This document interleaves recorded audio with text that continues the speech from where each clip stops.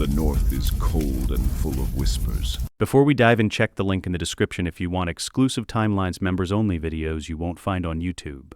All on our Patreon. 1,000 swords melted together by dragonfire, twisted into a seat that cuts those unworthy to sit it. King Robert Baratheon sits upon it now, and he does not look like the man who has spent 17 years drinking and whoring his way through a crown he never wanted. He looks like a king who has done something. The throne room is packed. Lords, knights, courtiers press shoulder to shoulder, everyone summoned, everyone watching, because this is not a normal day at court. This is a reckoning. Before the throne, 3 children sit in a row. Joffrey Baratheon, 12 years old, golden-haired, beautiful as a Lannister. His face shows confusion, dawning terror.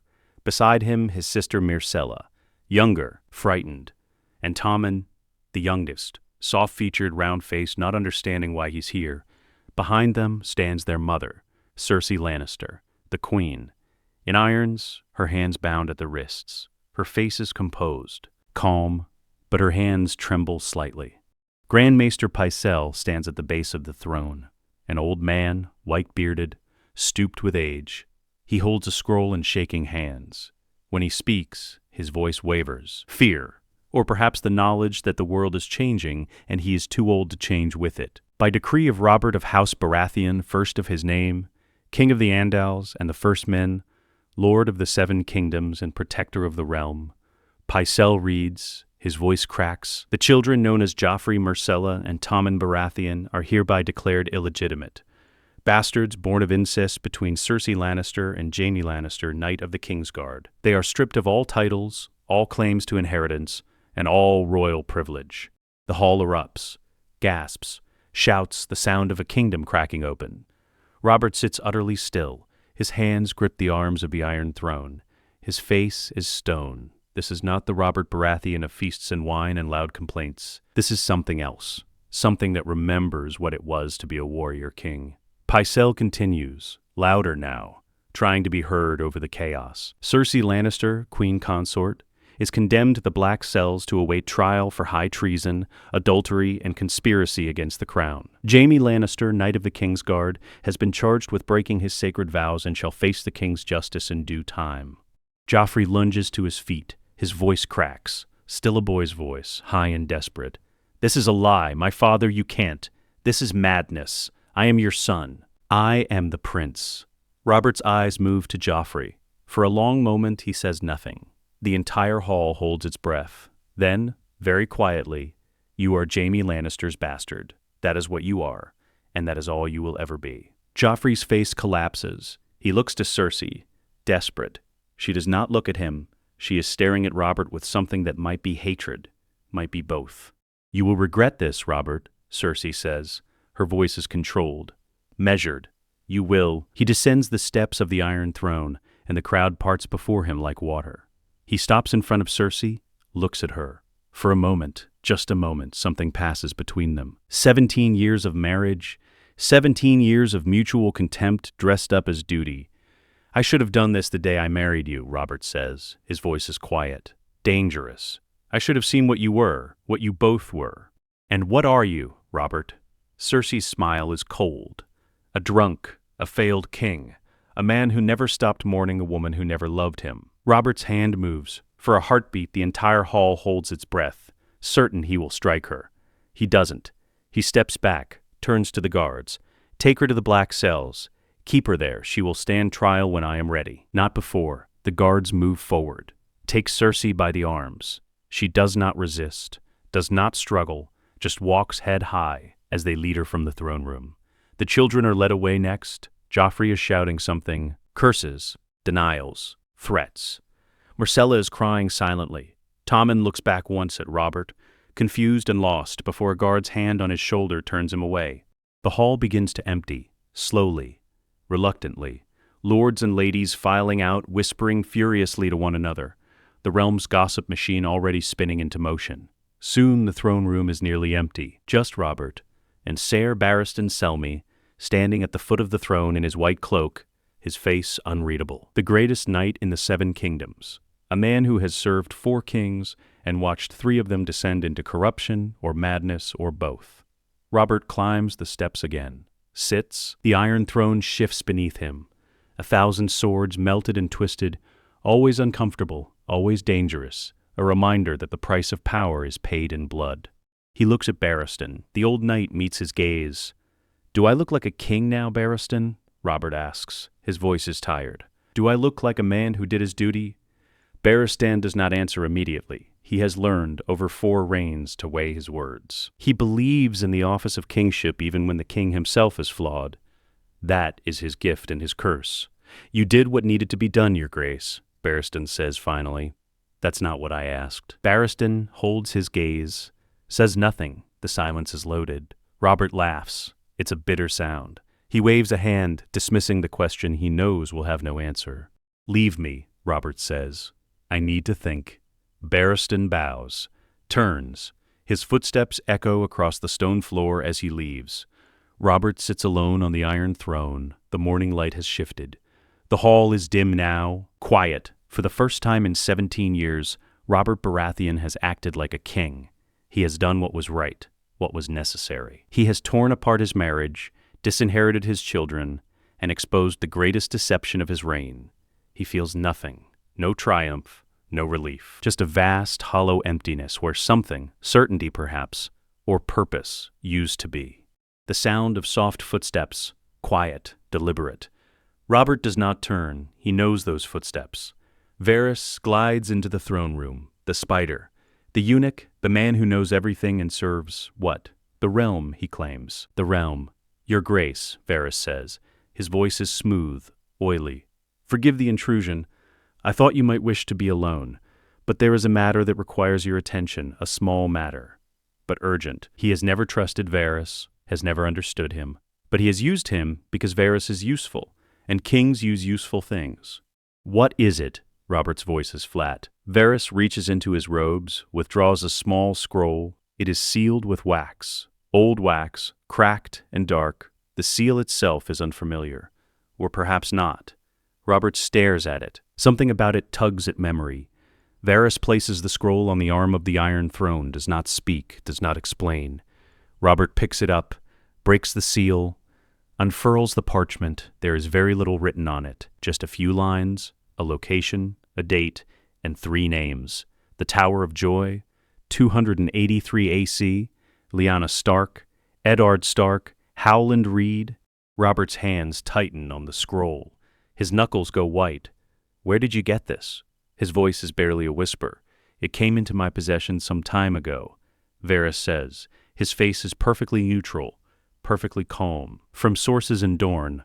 I thought it might be of interest to you, given recent events." Robert looks up sharply. Varys's face shows nothing. "What is this?" "I believe, Your Grace, that it is a record of something that happened a very long time ago, something that was never spoken of, something that perhaps should have been." Robert stares at the scroll, at the names. Lyanna, Ned, the Tower of Joy. He has not thought about the Tower of Joy in years. He has tried not to. It is the place where Lyanna died, where everything ended, where the grief began that never stopped. But now, leave, Robert says.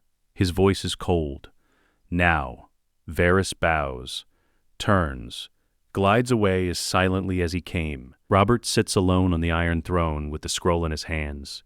He reads the names again and again, and something cold and terrible begins to unfold in his chest. A question he has never asked.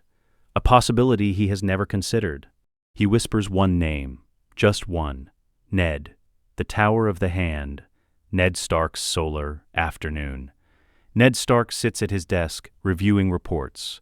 Grain shipments, tax revenues, the endless tedious work of running a kingdom. He has been Hand of the King for less than 2 months, and already the weight of it is crushing. But he does the work, because Robert asked him to, because the realm needs it, because that is what Ned Stark does, his duty always, no matter the cost. There is a knock at the door, sharp, urgent. Enter. A guard steps in, his face is pale. Lord Stark, the king requests your presence. Immediately, in his private solar, he says you are to come alone. Ned looks up. Something in the guard's voice, fear perhaps, makes him pause. Did he say what this is about? No, my lord, just that you are to come. Now. Ned stands for a moment staring at nothing. A cold feeling is spreading through him. He does not know why, just instinct. The instinct of a man who has kept a secret for 16 years and knows, always, that secrets do not keep forever. He leaves the solar, walks through the corridors of the Red Keep. Servants and courtiers move aside as he passes. They do not meet his eyes. Word of Cersei's arrest has spread the entire castle as a hive of whispers and fear. Ned reaches Robert's private chambers. The guards outside step aside without a word. Ned enters. The solar is dim. The curtains are drawn. Robert stands at the window, his back to the door. He does not turn when Ned enters. "Robert," Ned says, "you sent for me, a tangle of streets and buildings and lives, all of it resting on the foundation of the lies men tell each other." Finally, Robert speaks. His voice is quiet, too quiet. "Close the door, Ned." Ned does.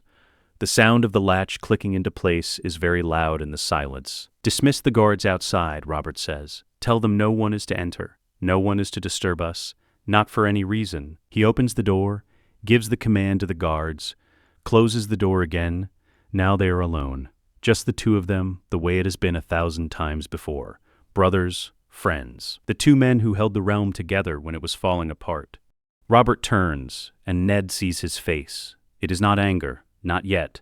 It is something worse. Something cold and still, like ice forming over deep water.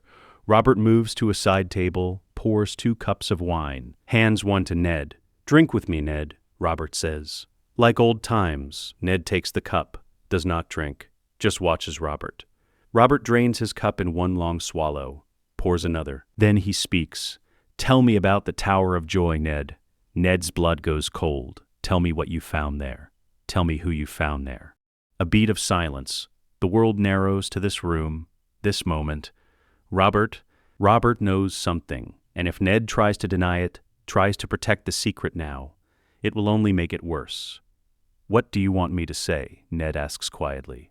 "I want you to tell me the truth. For once in 16 years, I want you to tell me the God's damn truth." Robert pulls the scroll from his belt, throws it onto the table between them. It unfurls. Ned sees the names, the date, the location. His heart stops. "Varys gave this to me," Robert says. His voice is rising now, not shouting, worse, a cold, controlled fury. "This morning, after I dealt with Cersei, after I did what needed to be done, and he gave me this." He steps closer. Ned does not move. "The Tower of Joy, where Lyanna died, where you went with Howland Reed and 6 other men, where you found my Lyanna." His voice drops to a whisper. "Tell me, Ned. Tell me what you found there. Tell me who else you found." Ned closes his eyes, opens them. There is no escape, no clever words, no honorable way out. He tells the truth. "There was a child." The words fall into the silence like stones into a well. Robert goes very still. "A child." His hands are shaking. He pours another cup of wine, drinks, slams the cup down. "Whose?" Ned does not answer, cannot answer. The silence stretches. Robert's voice drops to a whisper. "Whose child?" "Ned." "Rhaegar's." The word hangs in the air. Robert staggers, actually staggers as if struck. He grabs the edge of the table to steady himself. No, Lyanna wouldn't. She was taken. She was dying, Robert, Ned says. His voice is steady, the voice of a man who has carried this weight for 16 years and will carry it to his grave. "When I found her, she was in a bed of blood, and she had a baby in her arms, a boy, and she made me promise, she made me swear, to keep him safe, to protect him from you." Robert's face twists. Rage and grief warring for control. "From me? You would have killed him," Ned interrupts. "You know you would have. He was Rhaegar's son, the son of the man you hated more than anyone in the world. You would have done to him what was done to Rhaegar's other children. You would have smashed his head against a wall and called it justice." Robert cannot speak. His mouth opens, closes. No words come. Ned steps forward. "She was dying. She was bleeding out.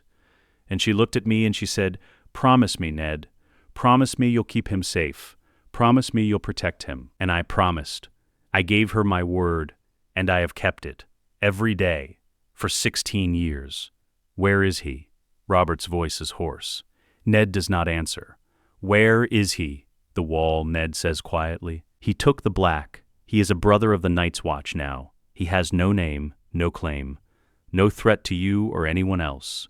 He is gone, Robert. He is not your concern. Robert laughs. It is a horrible sound. Broken. Raw. Not my concern. Not my... Ned, do you understand what you've done? You brought Rhaegar's blood into your home, into my kingdom. You raised his bastard as your own. You let me stand in your hall, at your table, and you knew and you said nothing. I kept my promise to my sister, Ned says. I did what she asked. I protected an innocent child from a king who would have murdered him for the crime of being born. Robert's face goes purple. He grabs Ned by the front of his tunic, slams him against the wall. The impact rattles the room. An innocent child. He is Rhaegar's spawn. He is a 16-year-old boy who has done nothing to you, Ned says. His voice is calm, steady. Nothing to anyone. He wanted nothing but to serve, to protect the realm. He is at the wall, Robert. He is not a threat. He never was. Robert's hands are shaking. He releases Ned, steps back, runs his hands through his hair. You stood there, Robert says. His voice cracks. Every time I came to Winterfell, every time I wept for her at her tomb, you stood there and watched me grieve, and you knew. You knew the boy in your courtyard was Rhaegar's son, and you said nothing. Ned's voice is rough now, thick with something, guilt perhaps, or grief of his own. I wanted to tell you, 1,000 times, but I couldn't, because you would have killed him, and I made a promise to Lyanna, and I keep my promises. Robert turns away, walks to the window, stares out at the city. For a long moment, neither man speaks. Then Robert asks the question he has never asked, the question that has haunted him for 16 years and that he has never had the courage to face. Did she go with him willingly? Silence. Answer me, Ned. Did Lyanna go with Rhaegar willingly? Ned's voice is barely a whisper. I don't know. You're lying. I'm not. She was dying when I found her. She never said. She never told me. I don't know if Rhaegar took her or if she went. I don't know if she loved him or hated him. I don't know, Robert, and I never will. His shoulders are shaking. When he speaks, his voice is broken. If she went willingly, if she chose him, then everything, the war, the deaths, all of it, it was for nothing. The rebellion, the trident, the tens of thousands dead. If she went willingly, then I killed for a lie. I bled for a lie. I took a throne for a God's damned lie. Robert, no, don't. Just don't. Robert turns, his face is wet, tears streaming down his cheeks. But his eyes are cold, hard. The boy, Jon Snow, that's what you called him, isn't it? Your bastard. Everyone thought he was yours. Everyone believed it, and you let them. He is a threat to the realm, to the crown, to everything I have built. He exists, and there will be men who want to use him, who will rally to him, who will tear this kingdom apart in his name. He has to die. No, that is not a request. That is a command. You will send word to the wall. I will not break my promise to Lyanna. Not for you, not for the realm, not for anything. Does not beg, does not argue. As you command, your grace, and you will remain in King's Landing until I decide what to do with you. Under guard. Do you understand? I understand. Robert turns away, cannot look at him anymore. Get out, before I do something we will both regret. Ned stands for a moment, looking at the man who was his brother, his friend, the man he rode beside through the rebellion, the man he has lied to for 16 years. He speaks, quietly, with the finality of a man who knows this is the last time. He is my son, Robert, whatever his blood, whatever his name, he is my son, and I will not let you kill him. Robert does not respond, does not turn. Ned walks to the door, opens it, steps through. The door closes behind him. Robert stands alone in the solar, staring at nothing.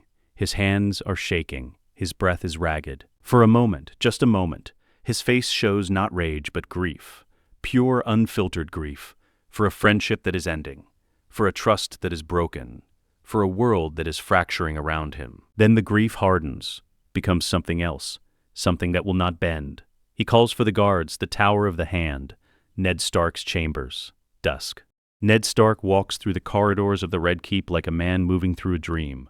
His mind is racing, calculating, planning. He has perhaps hours, perhaps less, before Robert's grief turns fully to rage, before the guards come, before he is arrested, before this becomes something that cannot be undone. He reaches his chambers, opens the door. Varys is standing inside. Waiting, Ned does not even flinch. Of course Varys is here. Varys is always where he needs to be. Lord Stark, Varys says. His smile is apologetic. Forgive the intrusion, but I thought you might appreciate a warning. You gave Robert the scroll, Ned says. His voice is flat. The Tower of Joy, you told him. I provided information. What the king chooses to do with that information is his affair. Ned's hand moves to his sword. Varys raises his hands, placating, calm. Peace, my lord. I am not your enemy. Quite the opposite. I am here to help you. Help me? You just destroyed my life. I gave the king information he was going to receive eventually. Better from me in a controlled manner than from someone else at a less opportune time. And now that he knows, you have a choice to make. A very simple choice. Do you run, or do you stay and face arrest? Ned stares at him. If you stay, you will be imprisoned, possibly executed. Robert is not thinking clearly. He is hurt, angry, betrayed. He will make decisions he regrets later, but that will not help you if you are already dead. If you run, if you leave King's Landing tonight, you have a chance. A small one, but a chance.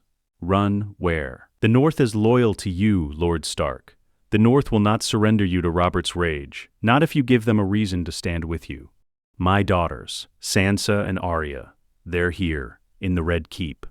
Then take them with you. I can arrange for the gates to be open, for the guards to look the other way. But you must leave tonight, now. Before Robert's grief turns to something worse, Ned's mind is racing. Every instinct screams at him to stay, to face Robert, to argue his case, to trust in honor and justice and the friendship they once had. But he thinks of Jon, alone at the wall, a target now, and he thinks of his daughters, Sansa and Arya, trapped in a city that is about to become a prison. He makes his choice. How long do I have? Until dawn, maybe less. Robert is meeting with his council now, deciding what to do. When he decides, the guards will come. You need to be gone before that happens. Moves to his desk, begins gathering documents, papers, anything he will need. Why are you helping me? Ned asks. Varys tilts his head, a small enigmatic smile, because the realm needs you alive, Lord Stark. A dead Eddard Stark is a martyr. A living Eddard Stark in the North is a complication, and complications properly managed can be very useful. Ned looks at him, does not trust him, will never trust him, but accepts the help anyway, because he has no choice. If this is a trap, it is an opportunity. What you do with it is your concern. Varys bows, turns, glides to the door, pauses. One more thing, Lord Stark. A raven was sent to the wall this afternoon, by the king's command, demanding that the Night's Watch deliver Jon Snow to the capital, to face justice for crimes against the crown. Ned's face goes white. The wall will refuse, of course. They must. The Watch does not surrender its brothers, but Robert will not accept that refusal. And when he does not, well, the wall has stood for 8,000 years, but it has never faced a king willing to tear it down. Varys leaves. The door closes. Ned stands alone in his chambers. His heart pounding, his mind racing. Jon is at the wall. The raven is already sent. The demand has already been made, and Robert will not stop, will not bend, will not forgive. Ned moves quickly now. No time for hesitation, no time for doubt. He finds Sansa first, in her chambers, embroidering, lost in some dream of courtly life and princes and songs. Sansa, Ned says. His voice is sharp. Pack your things. Now, we're leaving. Sansa looks up, confused. Leaving? Father, what? In the training yard, practicing with a wooden sword against a practice dummy. Wild. Fierce. So much like Lyanna it hurts to look at her. Arya, Ned says, come with me. But I'm not finished. Now. Arya sees his face, drops the sword. Follows. Within the hour they are packed. Ned, Sansa, Arya, a handful of loyal guards, horses, provisions. They move through the Red Keep quietly, Servants avert their eyes. Guards step aside. Varys's work. Varys's arrangements. They reach the gates of the city. The gold cloaks are there. Ned expects a confrontation, a fight. But the guards hesitate. They know who Eddard Stark is. The Warden of the North. The hand of the king, or was until this afternoon. A man they have been trained to defer to their entire careers. Ned does not explain, does not ask permission. He simply states a fact. I am Eddard Stark, Warden of the North. Stand aside. The gold cloaks look at each other, uncertain, afraid. They stand aside. Ned rides through the gates, Sansa and Arya behind him. The guards follow. They do not look back. Behind them, King's Landing begins to wake to the news. Ravens are launched from the Red Keep's rookery, dozens of them, black wings scattering across the dawn sky. The decree is sent. To every corner of Westeros, Eddard Stark, former Hand of the King, is declared a traitor to the crown. Any lord who shelters him does so under penalty of death, by order of Robert Baratheon, first of his name. The North will hear, the realm will hear, and the game, the terrible bloody game, will begin. Castle Black, the Wall, morning. The Raven arrives at dawn. It is a cold morning, colder than usual even for the Wall. The kind of cold that bites through wool and leather and settles into bones. The kind of cold that makes men wonder if the old stories about the long night might be more than stories. The Raven lands in the rookery with a flutter of black wings. The maester on duty, a young man named Clydas, thin and nervous, retrieves the message with hands that shake slightly in the cold. He reads it, goes pale, reads it again, then he runs. Castle Black, the Lord Commander's tower. Moments later, Jair Mormont, Lord Commander of the Night's Watch, is breaking his fast when Clydas bursts through the door without knocking. The old bear looks up irritated. He does not tolerate breaches of protocol, even small ones. This had better be important, Clydas. Mormont takes the scroll, unfurls it, reads. His face, weathered by decades at the wall, does not change expression, but his hands tighten on the parchment. The knuckles go white. He reads it twice. Then a third time, as if repetition might change the words. It does not. Summon my officers, Mormont says. His voice is flat. All of them, immediately, and find Maester Aemon. Tell him I need him in the council chamber, now. Mormont sits alone at his table. The message lies before him. The words burn into his vision even when he looks away. By royal decree of Robert of House Baratheon, first of his name, King of the Andals and the First Men, Lord of the Seven Kingdoms and Protector of the Realm, delivered to the capital the boy known as Jon Snow, bastard of Eddard Stark, to face justice for crimes against the crown. Failure to comply will be considered an act of treason against the Iron Throne. The Wall and all its holdings shall be forfeit. Mormont has been Lord Commander for 7 years. He has made hard decisions, sent men to die beyond the Wall, executed deserters, watched brothers freeze or starve or worse. He knows the cost of command. But this is impossible. Castle Black, the council chamber. 1 hour later, the senior officers of the Night's Watch assemble in a small, cold room lit by a single brazier. There are not many of them. The Watch is a shadow of what it once was. 8,000 men once manned the Wall. Now barely 1,000 remain scattered across 3 castles. Present, Jair Mormont, Sir Alysay Thorne, Master-at-Arms, his face sour and suspicious as always. Bowen Marsh, Lord Steward, round and nervous, Othel Yarwick, First Builder, practical and direct, and Maester Aemon Targaryen, ancient and blind, led into the room by Clydas and seated carefully in a chair near the fire. Mormont does not waste time. A raven arrived this morning. From King's Landing, from the king himself, he reads the message aloud. Every word. The silence that follows is absolute. Alliser Thorne breaks it first. His voice is sharp, cutting.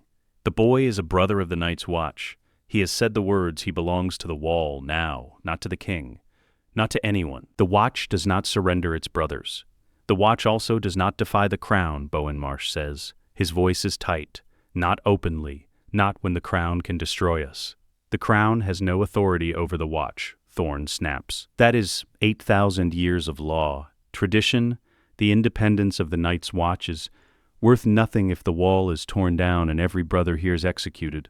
Marsh interrupts. His face is pale. We have barely 1,000 men. The king commands tens of thousands. If he marches north, we die. All of us. Then let him march, Thorne says. We hold the wall. We've held it for 8,000 years against wildlings and worse. Let Robert Baratheon try to take it from us. Against wildlings? Yes, Marsh says. Against an organized army with siege engines and supply lines? We'd last weeks, maybe days. Then what would you have us do? Thorne's voice is cold. Surrender the boy? Break our vows? Destroy everything the Watch stands for? I would have us survive, Marsh says. The Watch protects the realm. We cannot protect the realm if we're all dead. The Watch protects the realm by holding to our principles, Thorne says. A man says the words, he becomes a brother. We do not give up our brothers. Not to kings, not to anyone. That is who we are. That is who we were, Marsh says quietly. When we had 8,000 men and the realm feared us, now we're beggars in black asking for scraps. And you want to provoke the most powerful man in Westeros over one boy? One brother, Thorne corrects. And yes, because if we surrender him, we surrender everything. We become the king's dogs, not the Night's Watch. Mormont raises his hand. The argument stops. Maester Aemon, Mormont says, you have been silent. What counsel do you offer? So old that most men have forgotten he was born a prince. Aemon Targaryen, the last living son of Maekar before Daenerys and, unknown to all, Jon. He chose the Watch to remove himself from the line of succession, to ensure he would never be used as a weapon in the Game of Thrones. He knows what it means to be a Targaryen in a world that fears them. The king's decree troubles me, Aemon says. His voice is thin but clear, not because of what it demands, but because of what it reveals. Jon Snow is a brother of the Night's Watch. He has said the words, he has taken our vows. By law, he is ours. Not the king's.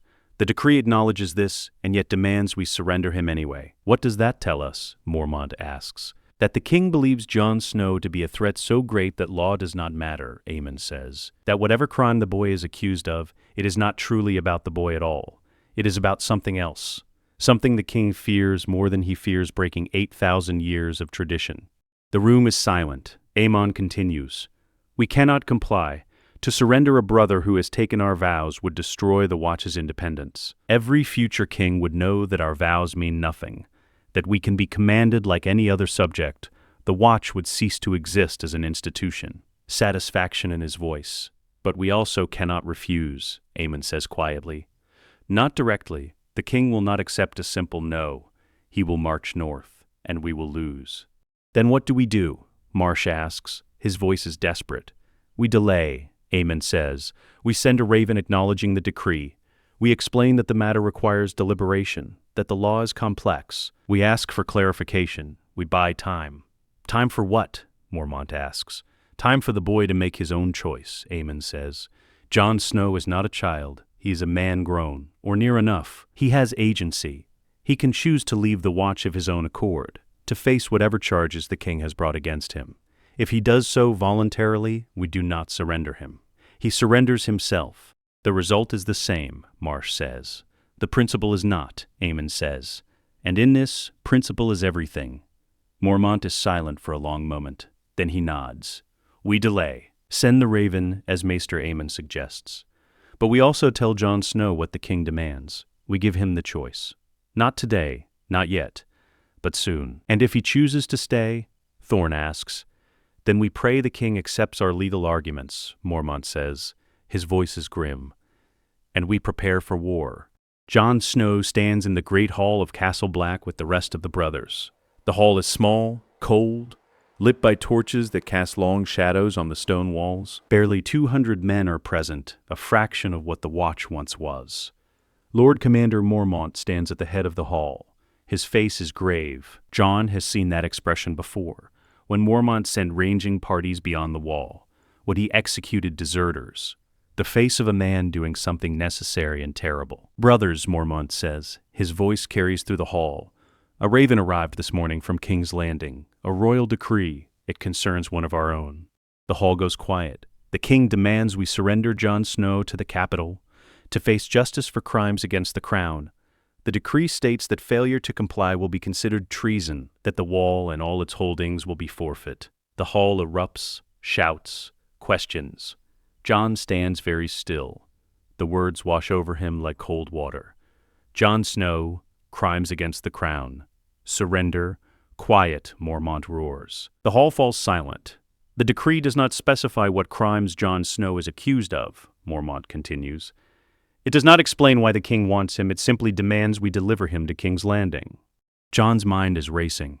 What crime? What has he done? He has been at the wall for months. He has said the words, taken the vows. He is a brother of the Night's Watch. He has no connection to the capital, to the king, to anything south of the Neck.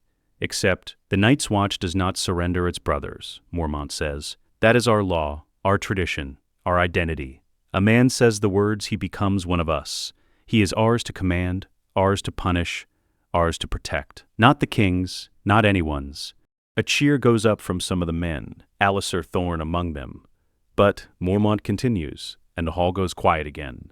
But the king is not making a request. He is issuing a command, and he has threatened to destroy the wall if we do not comply. We are 8,000 years old. We have weathered wars and winters and the fall of dynasties. But we have never faced a king willing to tear us down. Mormont looks directly at Jon. Jon Snow, step forward. His heart is pounding. Every eye in the hall is on him. You are a brother of the Night's Watch, Mormont says. You have said the words. You are bound by your vows. But you are also a man, and you have the right to know what you face. Then continues, the decree came from King Robert Baratheon, the same king your father, Lord Eddard Stark, serves as hand. I do not know what has happened in King's Landing. I do not know what you are accused of. But I know this. The king wants you, and he is willing to destroy the Watch to get you. Jon's voice is steady when he speaks. What are my options, Lord Commander? You have 3, Mormont says. 1, you remain here. You trust in the law, in the Watch's independence. You let us argue your case to the king. But know that if we fail, if the king marches north, we all pay the price. Every man here dies defending you. Jon's stomach clenches. 2, you surrender yourself. You go to King's Landing voluntarily. You face whatever charges the king has brought. You protect the Watch by removing yourself from it. Can he do that? Someone shouts. Once you say the words, the vows are for life, Mormont says. But they are also voluntary. A man who leaves the Watch is a deserter, unless he leaves to face justice for crimes committed before he took the vows. Then he is simply answering a lawful summons. And the third option? Jon asks. You run, Mormont says quietly. You leave the Watch in the night. You disappear into the north. You become no one. The Watch can truthfully tell the king, we do not have you. We do not know where you are. It is not surrender. It is not desertion. It is you making a choice to protect your brothers by removing yourself from the board. The hall is silent. Jon stands in the center of it, feeling the weight of every gaze. Every man here is a brother. Every man here has said the words, and now they are all at risk because of him. Because the king wants him. But why? I need to think, Jon says finally. Mormont nods. You have until dawn. Make your choice, Jon Snow, and may the gods grant you wisdom. Castle Black. Jon's cell. Night. Jon sits on his bed in his small cell. The room is barely large enough for a cot, a chest, a candle. The cell of a brother of the Night's Watch. The cell of a man who has given up everything to serve. Sam Tarly sits beside him. Sam is the only friend Jon has made at the wall. Soft, scared, kind. The son of a lord who was sent here because his father thought him a coward. Sam is many things, but he is not a coward. He is simply not a warrior. What are you going to do? Sam asks. His voice is quiet. I don't know, Jon says. He stares at the candle flame. I don't understand any of this. What crime have I committed? I've been here for months. I've done nothing but train and take my vows and try to be a good brother. Maybe it's not about you, Sam says. Maybe it's about your father, Lord Stark. Maybe something happened in King's Landing. But what could have happened? What could Ned have done that would make the king demand Jon's head? Unless a memory surfaces. Ned in the godswood at Winterfell. The morning Jon left for the wall, Ned's voice, urgent, almost desperate. Listen to me. Whatever happens, whatever you see, whatever you hear, remember who you are. You are my blood, Jon Snow. Do not forget that. Do not forget where you come from. And do not forget that some secrets are kept because revealing them would destroy the people we love. Secrets. What secrets? Jon has spent his entire life wondering about his mother. Ned would never tell him. Never even gave him a name. just said it would dishonor her to speak of it, that she had suffered enough. But what if? What if the secret wasn't about Jon's mother at all? What if it was about Jon himself? Sam, Jon says slowly, what if I'm not who I think I am? Sam looks at him, confused. What do you mean? My father never told me about my mother. He said it would dishonor her. He said she suffered enough. He made me promise never to ask questions he couldn't answer. Jon stands, paces the small cell. What if the reason he wouldn't tell me is because the truth is dangerous? What if I'm not just a bastard? What if I'm something worse? Worse than a bastard? Sam's voice is gentle. Jon, you're one of the best men I've ever met. Whatever you are, whatever your mother was, it doesn't change that. It does if it makes me a threat to the king, Jon says. It does if it puts every man at the wall at risk. Jon sits back down on the bed. I can't let them die for me, Jon says quietly. These men, my brothers, they've done nothing wrong. They're here because they chose to serve, because they said the words. I can't let the king destroy them because of something I don't even understand. So what will you do? Jon is quiet for a long time. Then he speaks. I'll leave, not to surrender, not to run, but to find out the truth, to go to my father, to ask him what I am. And then I'll decide what to do. That's desertion, Sam says. His voice is worried. If you leave without permission, I'll leave before I'm ordered to stay, Jon says. I'll leave tonight, before dawn, before Mormont demands an answer. I'll go south, find my father, learn the truth, and then I'll face whatever comes. Sam nods slowly. I'll help you. Supplies. A horse. I'll make sure no one sees. Thank you, Sam. Just promise me you'll come back, Sam says. When this is over, whatever happens, promise me you'll come back. Jon cannot make that promise, but he nods anyway. The north, the King's Road. 3 days later, Jon rides south alone. He left Castle Black in the night, slipping through the gate while the watch changed. Sam helped. A horse, supplies, a cloak. By the time the sun rose, Jon was miles away. By the time Mormont discovered he was gone, Jon was beyond pursuit. He does not ride for King's Landing. He rides for Winterfell, for home, for Ned, for answers. The land is empty this far north, cold, barren. The King's Road is little more than a dirt track, rutted and frozen. Jon has never traveled it alone before, has never been this far south since he went to the Wall. The world feels bigger than he remembered, and lonelier. He camps at night in the lee of rocks or beneath sparse trees. He eats sparingly, salt pork, hard bread. He does not light fires, does not want to be seen. He is a deserter now, technically, a man who left the watch. If he is caught, he will be executed. But he does not feel like a deserter. He feels like a man searching for something, for truth, for identity, for the answer to a question he has carried his entire life. Who am I? On the third day, he sees riders ahead, a column of men, 20, perhaps 30, northern men by their furs and their banners. Jon's heart leaps. He recognizes the banner. The direwolf of House Stark. It's Robb. Jon urges his horse forward. The column sees him, stops. Men reach for swords, then hesitate. One rider breaks from the column, rides hard toward Jon. Robb Stark, Jon's brother. Not by blood, if the secret Ned kept means what Jon thinks it means, but by everything that matters. They were raised together, trained together, fought together. Robb is 2 years older, broader, with auburn hair and blue eyes, the heir to Winterfell, the young wolf, some are starting to call him. Robb reaches Jon, dismounts. For a moment, they just look at each other, then Robb pulls Jon into an embrace. Fierce, desperate. Jon, Robb says, his voice is rough. Gods, Jon, we've been searching for you. Father said you were at the Wall. We rode north to find you. Robb, what's happened? Jon asks. The king sent a decree, demanding the Wall surrender me. I don't understand. What have I done? What's Father done? Robb's face darkens. He releases Jon. Looks at the men behind him. They have stopped, watching. We need to talk, Robb says, privately. They dismount, walk a short distance from the column. Robb's face is grim. Father is riding north, Robb says. From King's Landing, he's been declared a traitor. The king relieved him as hand, ordered him arrested. He escaped with Sansa and Arya. He's riding for Winterfell. The king has sent ravens across the realm. Any lord who shelters him is guilty of treason. Jon's blood runs cold. Why? What did father do? He refused the king's command, Robb says. The king ordered him to do something, father refused. And the king knows. And Jon sees it in his eyes. Robb knows too. Whatever secret Ned kept, Robb knows. You're not my bastard brother, Robb says quietly. You're my cousin, Aunt Lyanna's son.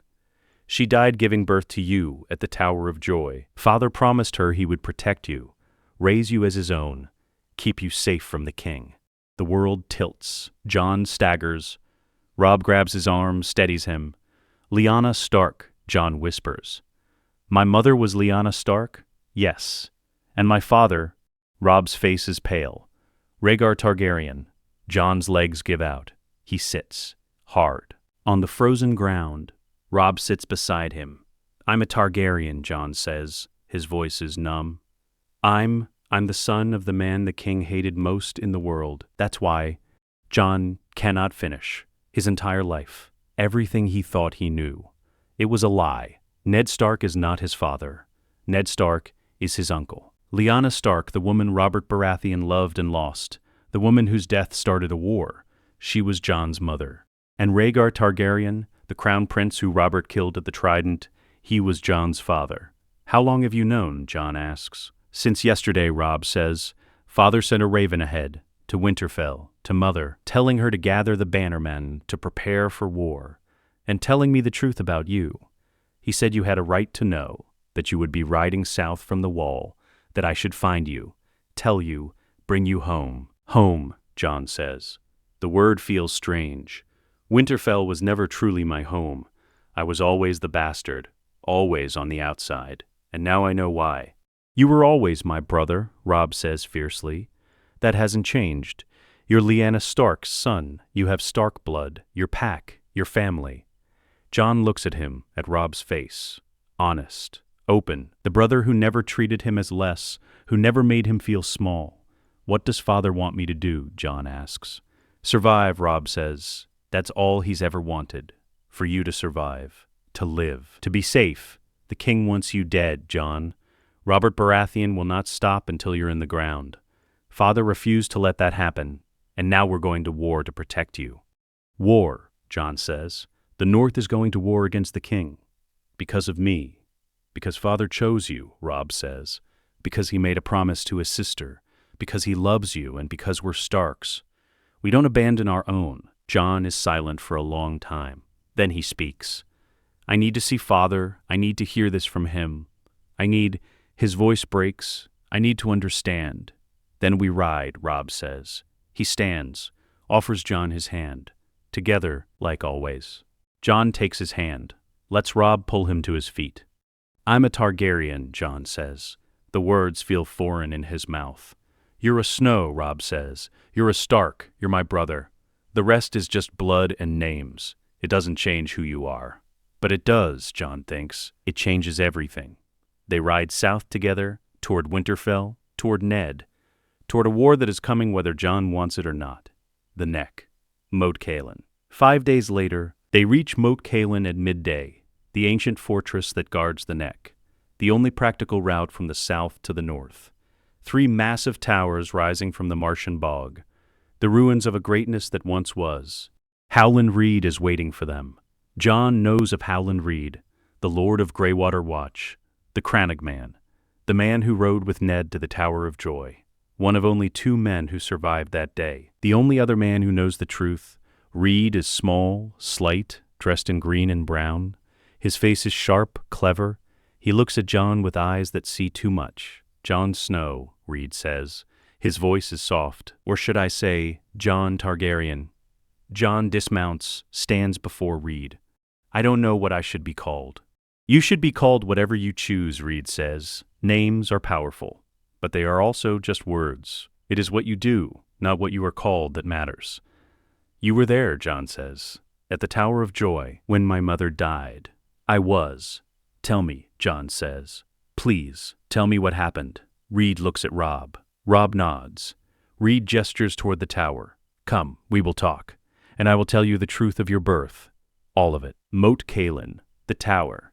That evening, they sit in a small chamber in the tower, Jon, Robb, and Howland Reed. A fire burns in the hearth. Outside, the marshes of the neck stretch in every direction, silent, watchful. Reed speaks. His voice is quiet, but every word is clear. We rode to Dorne in the last days of the war. Your Uncle Ned, myself, and 6 others. We rode to the Tower of Joy, a holdfast in the Red Mountains. Rhaegar Targaryen had hidden someone there, guarded by 3 of his finest knights. Sir Arthur Dayne, Sir Oswell Went, Sir Gerald Hightower, the Sword of the Morning, the White Bull, the greatest knights in the 7 kingdoms. Jon listens, every word sinking in. Ned demanded they stand aside. They refused. They said they were oath-sworn, that they would not abandon their post, and so we fought. 7 against 3, and they killed 6 of us. Ned only survived because I am small and quick, and I fight dirty. I stabbed Sir Arthur in the back while Ned held his attention. It is not a deed I am proud of, but it is what saved your uncle's life. Reed pauses, drinks from a cup of water. When the fighting was done, we entered the tower, and we found her. Lyanna Stark, your mother, she was in a bed soaked with blood. She had given birth, alone with only a handmaiden for help, and the birth had gone wrong. She was dying. Jon's throat is tight. She held you in her arms. A baby, small, dark-haired. And she looked at Ned and she said, "Promise me, Ned. Promise me you'll protect him. Robert will kill him. You know he will. Promise me you'll keep him safe." Reed's voice is soft now, gentle. And Ned promised. He gave her his word. And then she died. And Ned took you in his arms. And he looked at me and he said, "No one can ever know. If Robert learns Rhaegar left a son, he will hunt the boy to the ends of the earth. I will claim him as my own, my bastard. I will raise him as a Stark, and no one will know the truth." "Did she love him?" Jon asks. His voice cracks. "Rhaegar, did my mother love him? Or did he take her?" Reed is silent for a long moment. "I do not know," he says finally. "Lyanna never said she was delirious, dying. She spoke only of you, of protecting you, of keeping you safe. I do not know if she went with Rhaegar willingly. I do not know if she loved him. I do not know if he loved her. All I know is that she loved you. With her last breath, she loved you." Jon buries his face in his hands. Robb's hand is on his shoulder, steady, present. "You are Lyanna's son," Reed says. "That much is certain. You have her look, her stubbornness, her strength. The rest, blood and fathers and the question of love or abduction, it does not change who you are. You are the boy Ned Stark raised, the brother Robb Stark loves, the man who chose to serve at the wall. That is who you are." Jon looks up. His eyes are wet. "The king wants me dead because of what I am," Jon says. "Because my father was a Targaryen." "The king wants you dead because he cannot bear the possibility that Lyanna chose Rhaegar," Reed says quietly. "Because your existence raises a question he has spent 16 years refusing to ask. If Lyanna went willingly, then the rebellion, the war, the deaths, all of it was for nothing. Robert Baratheon cannot live with that possibility. So he chooses to see you as a threat, as Rhaegar's spawn, as something to be destroyed. And Ned refused to let him," Robb says, "refused the king's command, chose you over his friendship with Robert, over his position as hand, over everything. For Jon, for a promise made to a dying sister 16 years ago. What do I do?" Jon asks. "The king is coming north. He will not stop until I'm dead. And the north, Winterfell, all of you, you're going to fight a war you cannot win because of me." "We fight because you are ours," Robb says. "Because the North does not kneel. Because Robert Baratheon does not have the right to demand your death just because of who your father was. You have done nothing wrong, Jon. You are not Rhaegar. You are not responsible for his crimes, if crimes they were. You are just a boy who deserves to live." "I'm a man grown," Jon says quietly, "or near enough, and I will not let the North burn for me." "Then you will stand with us," Reed says. "You will fight. You will survive. And when this is over, when Robert is defeated or dead or forced to accept peace, you will decide what name you wish to bear. Stark, Targaryen, Snow. It will be your choice, not Robert's, not Ned's, yours." Jon looks at the fire, at the flames dancing in the hearth. He thinks of the wall, of the vows he took. "I am the sword in the darkness. I am the watcher on the walls." He thinks of Ned, of the man who raised him, who lied for him, who sacrificed everything to keep him safe. He thinks of Lyanna, a woman he never knew, his mother who died bringing him into the world, who loved him with her last breath. And he thinks of Rhaegar, a man history calls a kidnapper, a rapist, the man who started a war, his father. I am Jon Snow, he says finally. Whatever else I am, whatever blood runs in my veins, I am Jon Snow. Ned Stark raised me. Lyanna Stark bore me. I am a Stark, even if the name is not legally mine. And I will not run, I will not hide, I will fight. For Ned, for the North, for the family that chose me. Robb grips his shoulder. Then we fight together, the way we always have. Jon nods, looks at Howland Reed.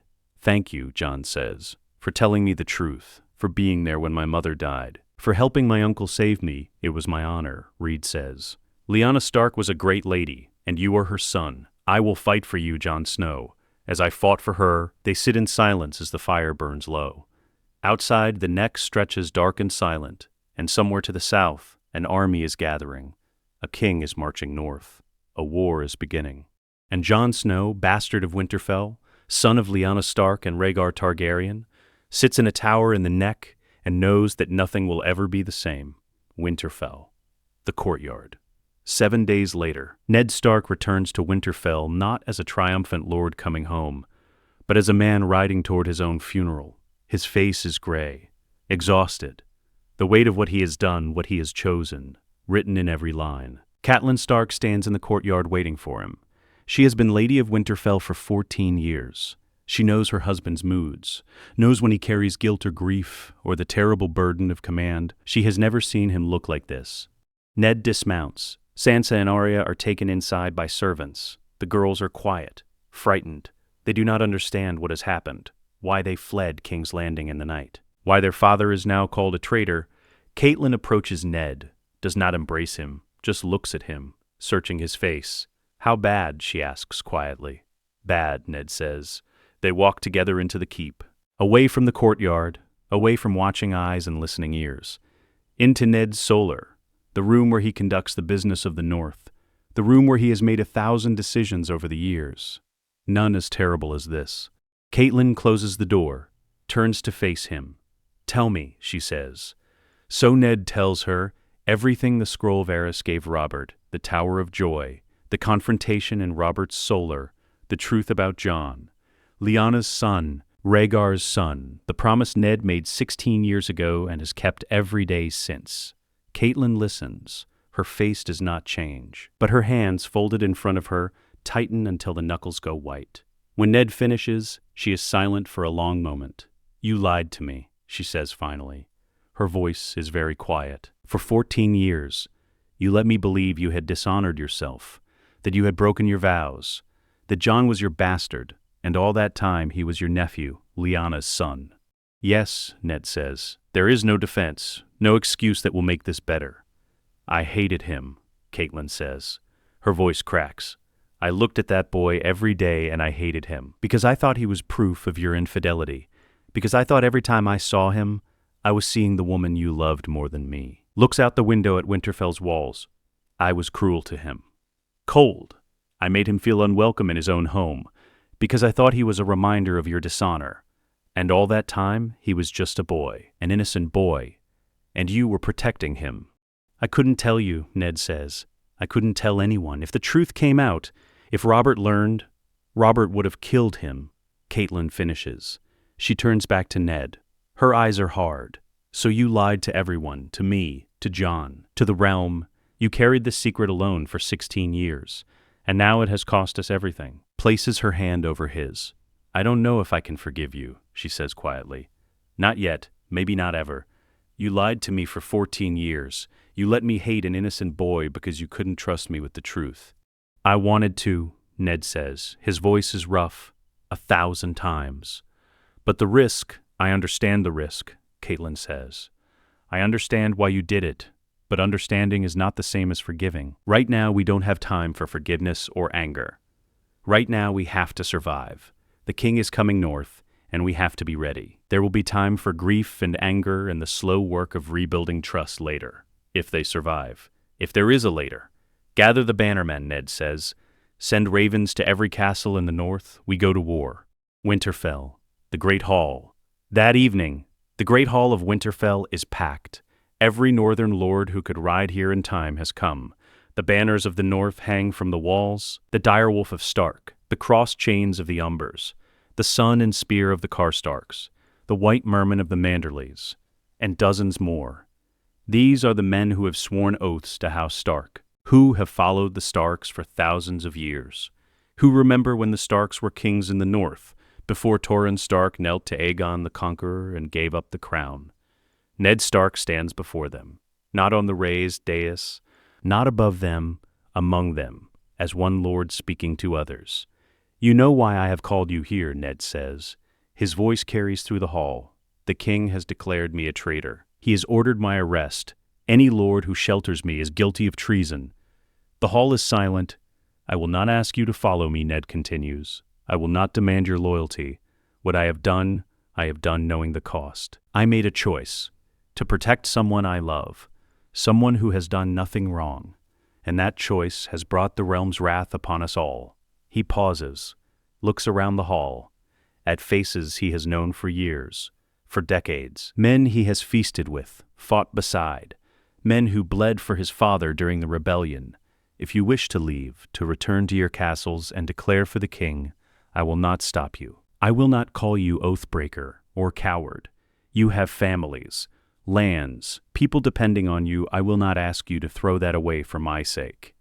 The hall is still silent, then a sound, the scrape of steel on stone. The great Jon Umber stands. He is a massive man, 7 feet tall, broad as a bull, the most volatile and loyal of the northern lords. He draws his sword, a huge blade nearly as tall as a normal man. "The king can call you traitor," the great Jon says. His voice is a roar.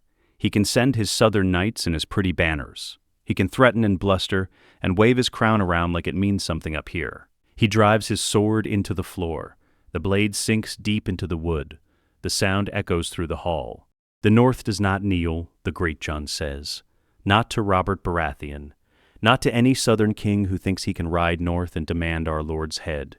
You're our lord, Eddard Stark, our warden, the man we've sworn to follow. And if the king wants you, he can come and try to take you.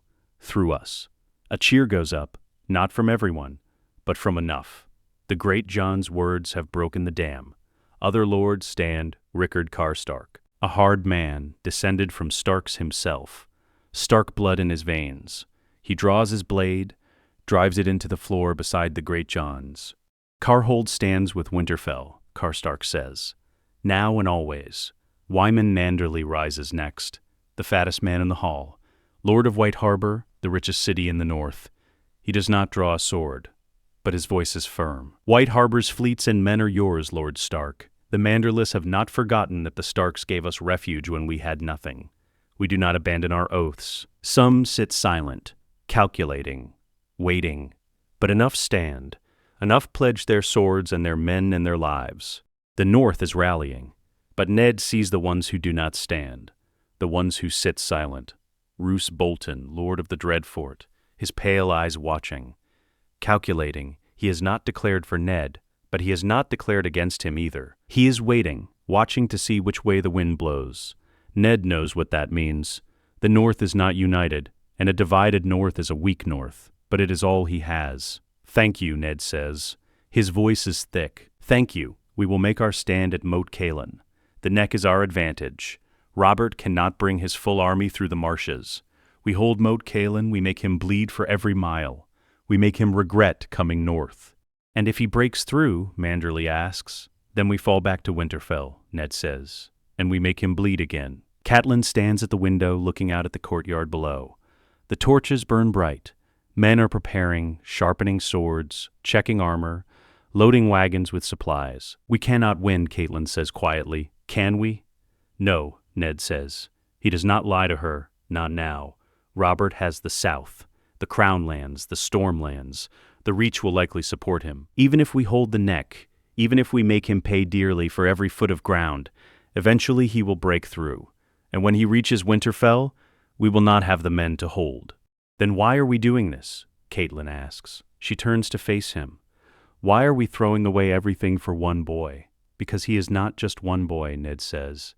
"He is Lyanna's son, my sister's child. I promised her I would protect him, and I will keep that promise, even if it costs me everything."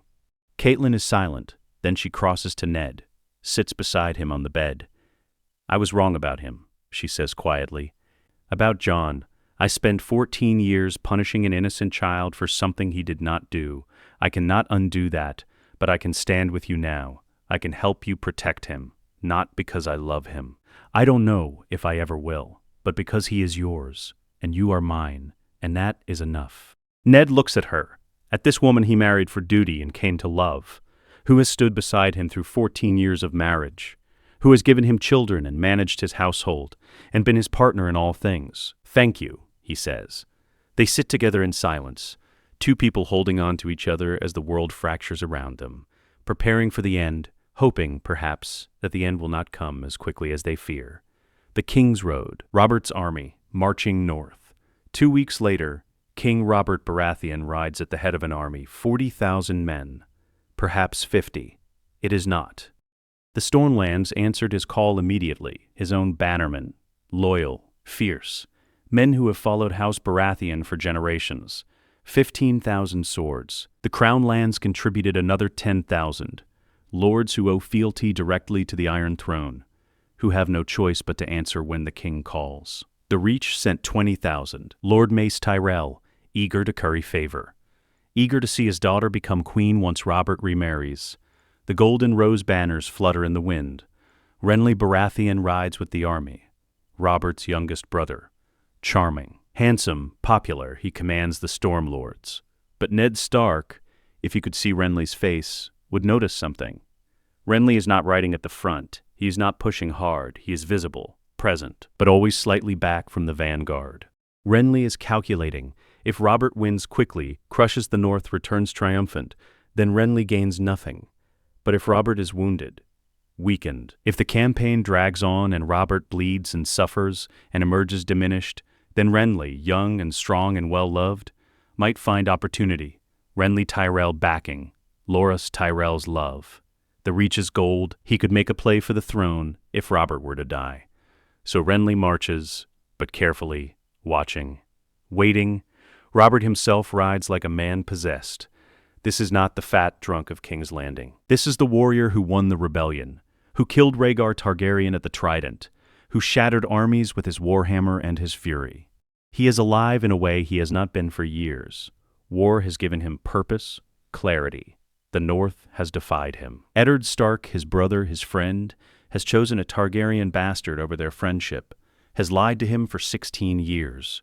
Robert will not forgive that, cannot forgive that. He will ride north. He will break the North. He will take Ned Stark and the boy, and he will end this. Once and for all, how long until we reach the neck? Robert asks. He rides beside Ser Barristan Selmy.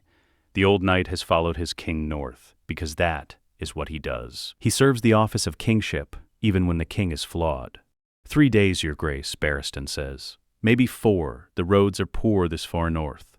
And the neck itself? Moat Cailin guards the passage. Historically, it has never been taken from the south. Historically, Robert says. He grins. It is not a pleasant expression. But history hasn't met me yet. The neck. Moat Cailin. 19 days after Ned's return to Winterfell, Moat Cailin rises from the marsh like a broken tooth. 3 massive towers, the Drunkard's Tower, the Gatehouse Tower, ancient, crumbling, but still standing, still guarding the neck after thousands of years. The causeway that runs through the neck is narrow, barely wide enough for a wagon. On either side, marsh and bog. Deep enough to swallow a man. Treacherous. Deadly. Ned Stark has garrisoned Moat Cailin with 2,000 men. Not enough to hold indefinitely, but enough to make Robert pay. The plan is not to win.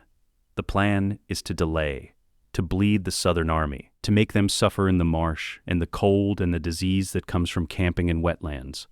The Crannog men are here too. Howland Reed's people. Small, quick, masters of the marsh. They do not fight in open battle. They ambush. They poison. They disappear into the bogs and reappear where they are least expected. Robert's army reaches the neck on a gray morning. The host spreads out along the southern edge of the marsh, 40,000 men, banners flying. The largest army the North has seen since the rebellion. Robert rides forward with his commanders. looks at Moat Cailin, at the causeway, at the marsh stretching for miles. We'll flank them, Robert says. Take the army through the marsh. Avoid the causeway entirely. Your Grace, one of his commanders says carefully, the marsh is not passable, not for an army. The ground will not support wagons. Supply trains, the men will bog down. Then we leave the wagons, Robert says. We march light, fast. We cross the marsh, and we hit them from the side. Your Grace, Barristan says, the Cranodmen know this marsh. We do not. They will ambush us. Pick us off. We could lose thousands before we even reach solid ground. Robert's jaw clenches. He knows they are right, but the thought of marching his entire army down a single narrow causeway, exposed, vulnerable, with northern archers on the walls of Moat Cailin raining arrows down, is intolerable. We take the causeway, Robert says finally, but we do it properly. Shields up, armor tight, we march in formation, and we bring siege engines, catapults, rams. We break those walls and we take that fortress. It will be costly, Your Grace, Barristan says quietly. Everything worth doing is costly, Robert says. Begin the assault, the neck, the Battle of Moat Cailin. Day 1. The assault begins at dawn. Robert's vanguard marches down the causeway. 2,000 men, shields raised, armored. They move slowly, carefully. The causeway is barely wide enough for them to march 4 abreast. The northern archers on the walls of Moat Cailin let them come.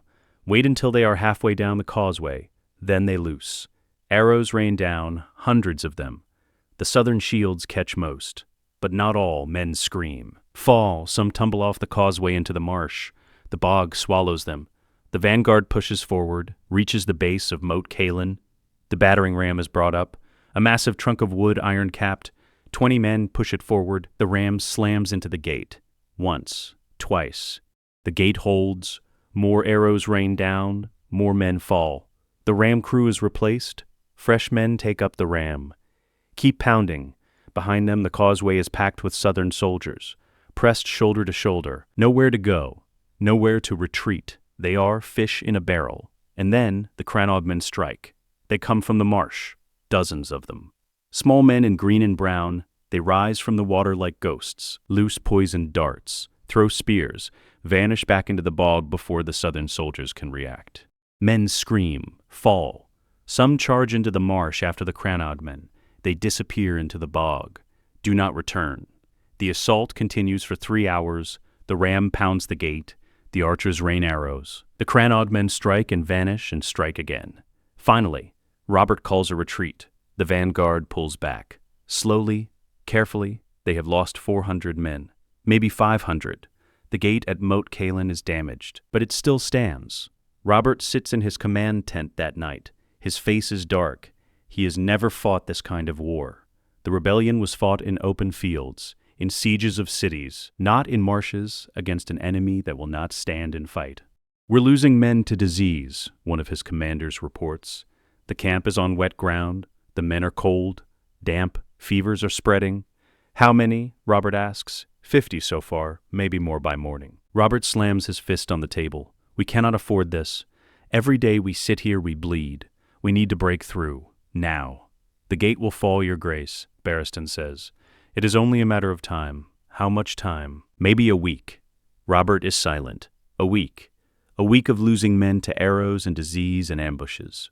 A week of sitting in this God's-forsaken marsh while Ned Stark prepares Winterfell's defenses. But there is no other way. The neck is the only route north, and Moat Cailin guards the neck. We take it, Robert says. Whatever it costs. We take it. The neck. The Battle of Moat Cailin. Day 7. The gate falls on the 7th day. The battering ram finally smashes through. The southern soldiers pour into Moat Cailin. The northern defenders fall back. Fight in the courtyards. In the towers. Room by room. It is brutal. Bloody. The Northmen know they cannot hold. But they make the Southerners pay for every foot, every room, every staircase. By nightfall, Moat Cailin has fallen. The northern garrison is dead or captured. The causeway is open. Robert has won. But the cost is terrible. 2,000 dead.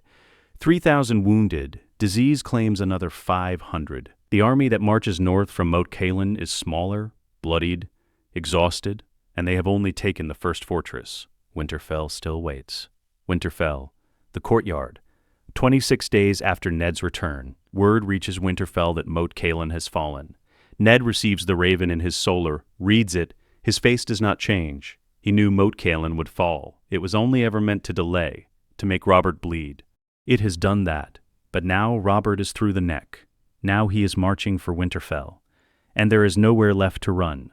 Ned walks to the courtyard. Jon and Robb are there, training with wooden swords. They have been inseparable since Jon arrived. Brothers, pack, the way they always were. Jon sees Ned, stops, lowers his sword. Father, Jon says. The word is careful, uncertain. He knows now that Ned is not his father, that Ned is his uncle. But the habits of 16 years do not break easily. Jon, Ned says. Robb, walk with me. They walk to the godswood. The heart tree stands at the center. The weirwood with its white bark and blood-red leaves. The face carved into the trunk watches them with sap-like tears. Ned has always come to the godswood when he needs to think, when he needs to pray, when he needs to make hard choices. This is where he feels closest to the old gods, to Lyanna, to the north that raised him. Moat Cailin has fallen, Ned says quietly. Robert is marching north. He will be here in 2 weeks, perhaps less. Jon's face is pale. How many men does he have? 30,000, maybe more. We have 12,000, maybe 15 if the stragglers make it in time. We cannot win, Robb says. His voice is steady. He is 19 years old, the heir to Winterfell, the young wolf, and he knows the mathematics of war. No, Ned says, we cannot. I should ride south, surrender myself to Robert, tell him you had nothing to do with it, that I escaped on my own. Maybe he will spare you, spare the north. No, Ned says, his voice is firm. Robert will not spare me. He will not spare anyone. This is not about you, Jon, not anymore. It is about him, about his rage, about the friendship he feels I betrayed. He will come. He will break us, and he will take what he wants. Then what do we do? Jon asks.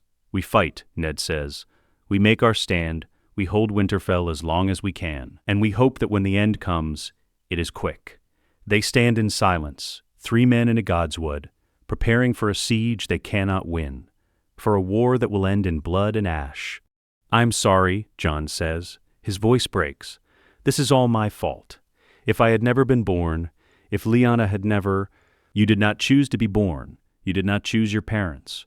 You are not responsible for this war. I am. I chose to protect you. I chose to defy Robert, and I would make the same choice again every time. Jon's eyes are wet. Why? Because Lyanna asked me to, Ned says simply. Because you are her son. Because you deserve to live. And because some things are worth dying for. Robb steps forward, places his hand on Jon's other shoulder. We're brothers, Robb says. Pack. We stand together, we die together. That's what it means to be a Stark. The family that chose him, the men who will die defending him. I will fight, Jon says. His voice is steady now. I will stand on the walls. I will defend Winterfell. And if we die together. They stand together in the godswood, under the watching eyes of the old gods, making their peace with what is coming. Winterfell, the siege begins. 32 days after Ned's return. Robert's army arrives at Winterfell on a cold morning. The host spreads out around the castle, 30,000 men, siege engines, supply wagons, the banners of the south and the Stormlands and the Reach fluttering in the wind. Winterfell is strong, walls 80 feet high, thick granite, built to last through winters that can last decades. But no castle is impregnable. Given enough time, enough men, enough siege engines, any wall will fall. Robert makes his camp a quarter-mile from the walls, close enough to assault, far enough to be safe from arrows. He walks the perimeter himself, studies the walls, the gates, the towers. How long? Robert asks Barristan. Weeks, Barristan says. Winterfell is well supplied. The walls are strong. We will need to bring up the siege towers, the battering rams. We will need to pound the walls day and night until they crack. Then we begin, Robert says. Today, the assault begins that afternoon. Catapults hurl stones at the walls. The stones crash against the granite. Crack and shatter. The walls hold. Archers on the walls loose arrows at the siege crews. Men fall, are replaced. The ram is brought to the main gate, a massive trunk of wood, iron-capped, covered by a wooden roof to protect the crew from arrows. The ram slams into the gate. Once, twice, again and again. Inside Winterfell, Robb Stark commands the defense. He is young, but he is brilliant, a natural commander. He places archers on the walls, organizes the defense, moves men where they are needed, anticipates Robert's moves before they happen. The men love him, the young wolf. They call him fierce, brave, always in the thickest fighting. Ned watches from the walls and feels pride he cannot express. His son, his heir, becoming the man he was always meant to be. Jon fights beside Robb. He is not technically a Stark, not legally, but the men do not care. They have heard the story. Lyanna's son, the boy Lord Stark sacrificed everything to protect. They fight for him, not because he is a Targaryen, but because he is one of theirs. The siege continues for days. The ram pounds the gate. The catapults hurl stones. The walls crack but do not fall. Men die on both sides. The north bleeds. But the south bleeds more. Robert is furious. This should be simple. Overwhelm them with numbers, break the walls, take the castle. But Winterfell does not break, and Ned Stark does not surrender. On the 5th day, the outer wall cracks, a section near the east gate. The catapults have been pounding the same spot for days. The stone finally gives way, crumbles, falls. Robert's men pour through the breach. The northern defenders fall back, fight in the outer courtyard. It is chaos, steel on steel, screaming, blood on the snow. Robb is in the thick of it, commanding the retreat, organizing the fallback to the inner walls. A group of southern cavalry breaks through, tries to cut Robb off, surround him. Jon sees it. He is on the wall, sees Robb being flanked, sees the danger. He does not think, just acts. Leaps from the wall, lands in the courtyard. Sword in hand, he crashes into the cavalry, cuts down 2 men before they know he is there. The others turn, see him, charge. Jon fights like a demon, like something more than human. He is fast, brutal, efficient. Every move Sir Roderick Cassel drilled into him. Every technique, every lesson. He is a blade given flesh. The cavalry breaks, retreats. Robb is safe. Robb looks at Jon, blood on his face, breathing hard. "You're insane," Robb says. "You're welcome," Jon says. They fight their way back to the inner walls. The outer courtyard is lost, but the inner walls still stand, and Winterfell still holds. That night, Ned stands on the inner walls, looking out at the outer courtyard, at Robert's men camped there, at the siege engines being repositioned. Tomorrow they will assault the inner walls. Tomorrow the real battle begins. Ned knows they cannot hold much longer. A week, maybe less, and then the walls will fall, and Robert will come. But there is nothing to do but fight, to hold, to make Robert pay for every foot of ground.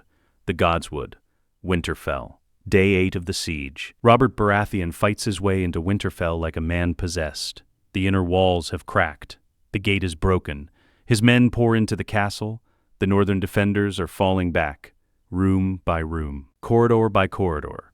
But they are losing. Robert does not lead from the rear. He is in the thick of it, warhammer in hand, the same hammer that killed Rhaegar Targaryen. He swings it with terrible force, crushes skulls, shatters shields. He is unstoppable. His commanders shout at him to fall back to let the soldiers do this, but Robert does not listen. He is not here to command. He is here to find Ned, to end this, to look his brother in the eye and demand answers. He fights through the keep. Into the corridors, his men follow. The castle is a maze, confusing, but Robert knows where he is going. The godswood. They talked there once, years ago, when Robert came north to ask Ned to be his hand. They stood under the heart tree and spoke as brothers, as friends. This will end where it began. Robert crashes through the door to the godswood. His guards follow, then stop. Confused, Ned Stark stands alone in the center of the godswood, under the heart tree, waiting. His sword is in his hand, but he is not attacking, not running, just standing, watching Robert approach. Alone, Robert says to his guards, "Leave us, your grace." I said leave. The guards withdraw, reluctantly. The door closes. Robert and Ned face each other across the godswood. 2 men who once called each other brother, who fought a war together when it was falling apart. All of it gone now, burned away by lies and secrets and choices that cannot be undone. "Why are you here, Robert?" Ned asks quietly. To end this, Robert says. To make you answer for what you've done. I told you what I did, Ned says. I protected Lyanna's son. I kept my promise to her. That is all. Robert's voice rises. You lied to me for 16 years. You brought Rhaegar's spawn into your home. You raised him as your own. And when I found out, when I demanded you give him up, you refused. You chose him over me. I chose an innocent boy over your hatred, Ned says. Yes, I did. And I would do it again. Robert roars, charges, swings his warhammer. Ned barely gets his sword up in time. The hammer crashes against the blade. The force of it drives Ned back. His arms shake. Robert swings again. Ned dodges. The hammer smashes into a tree. Splinters the trunk. This is not a duel. This is not honorable combat. This is two middle-aged men exhausted from weeks of war hacking at each other in a grove. It is ugly, desperate. Every swing heavy, every movement labored. Robert is stronger, bigger. His hammer is a terrible weapon, but he is old, fat, out of practice. Ned is smaller, faster, but he is tired, wounded. His ribs cracked from a fall earlier in the siege. They circle each other. Robert swings. Ned blocks. The sword cracks, does not break, but it cannot take many more blows. Robert swings again. Ned stumbles, falls. His sword goes flying. Robert stands over him, warhammer raised. The same position he was in when he killed Rhaegar. The same moment. The same choice. He does not swing. Why? Robert asks. His voice breaks. After everything, after all we've been through, why did you lie to me? But his eyes are steady. Because Lyanna asked me to, Ned says quietly. Because he was just a baby, Robert. Just a baby. He had done nothing. Nothing to you, nothing to anyone. And you would have killed him. You know you would have. The same way Aegon and Rhaenys died. Murdered. Innocent children. I could not let that happen. Not to Lyanna's son.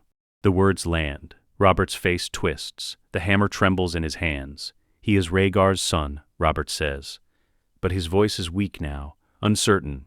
He is a 16-year-old boy, Ned says, who wanted nothing but to serve. Who went to the wall? Who took vows? Who gave up everything to protect the realm? What crime has he committed, Robert? What has he done to you? He exists, Robert whispers. That is enough. Is it? Ned asks. You have spent 16 years killing Rhaegar's children in your mind, justifying what was done to Aegon and Rhaenys, telling yourself it was necessary, but it was not. It was murder, and you know it. You have always known it. Robert is shaking. The hammer drops from his hands, falls to the snow. He staggers, sinks to his knees. I loved her, Robert says. His voice is broken. I loved Lyanna more than anything, and Rhaegar took her from me, and I killed him for it.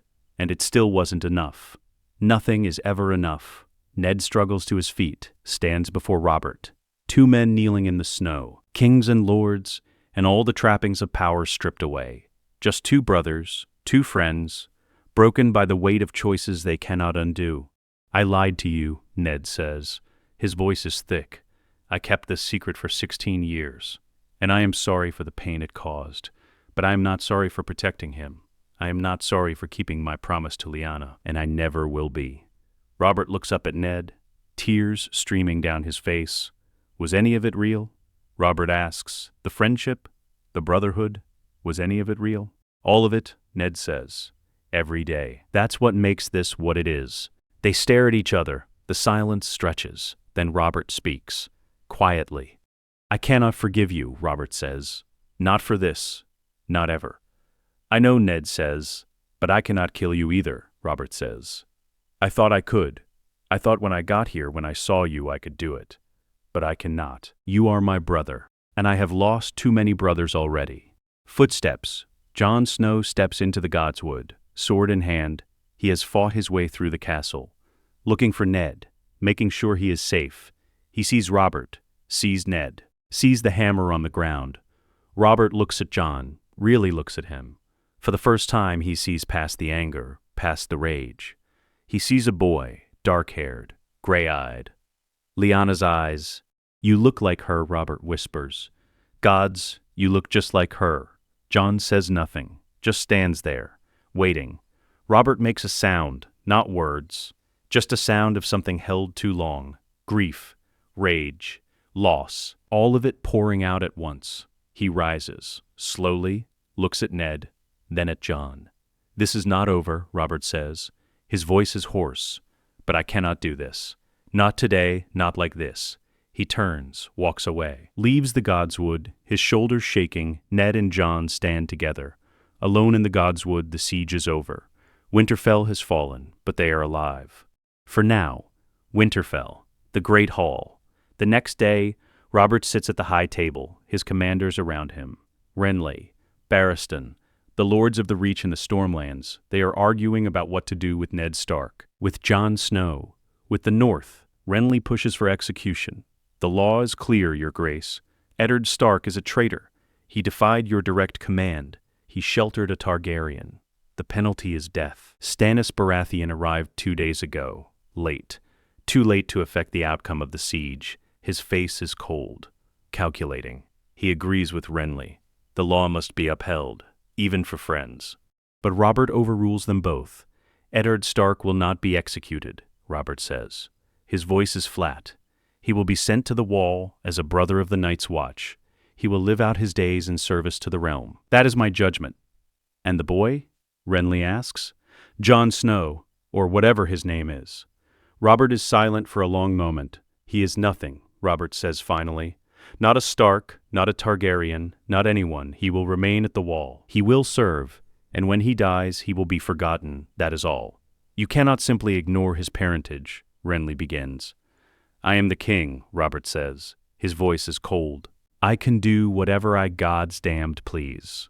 Jon Snow is nobody. He has no claim, no name, no future.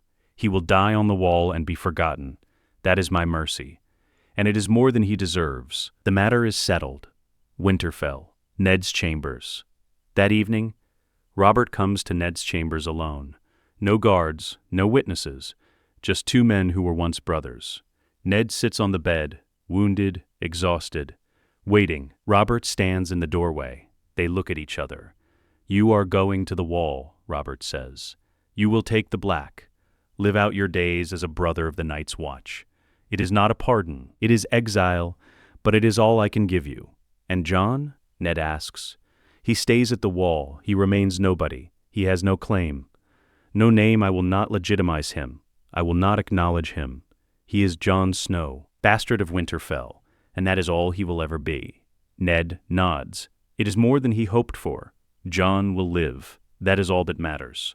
"The North paid a price for your choice," Robert says. "Moat Cailin is destroyed. Your bannermen are dead. Hundreds of them. Thousands. Roose Bolton submitted before the end. I am making him Warden of the North. The Boltons will hold the North in your absence." Ned's blood runs cold. The Boltons. Roose Bolton. A man who cannot be trusted. A man with a history of treachery. "Robert, you cannot." "I can and I have," Robert says. "The North needs a warden. The Starks are broken. The Boltons are strong, and Bolton bent the knee. That is all I require. Ned knows what this means. The Boltons will rise, the Starks will fall. The balance of power in the North will shift, and there is nothing he can do to stop it." "Was it worth it?" Robert asks quietly. "Destroying everything for one boy?" Ned looks at him, thinks of Lyanna, of the promise he made of Jon alive and safe at the wall. "Yes," Ned says, "it was worth it." Stops at the door. "I will send ravens to the wall," Robert says. "Supplies men. The watch needs reinforcements. Consider it my last gift to you. The wall matters. The Night's Watch matters. And if the darkness beyond the wall is real, if the old stories are true, then we will need them. All of them." He leaves. The door closes. Ned sits alone in his chambers. The price has been paid. Jon will live. Ned will serve at the wall. The North is broken. The Boltons will rise. But they are alive, and sometimes survival is victory enough. The wall castle black. 3 weeks later, Jon Snow stands on the wall at night. The cold wind bites at his face. The darkness beyond the wall stretches forever. Silent, waiting. Ned is somewhere below, in Castle Black, preparing to take his vows, to become a brother of the Night's Watch.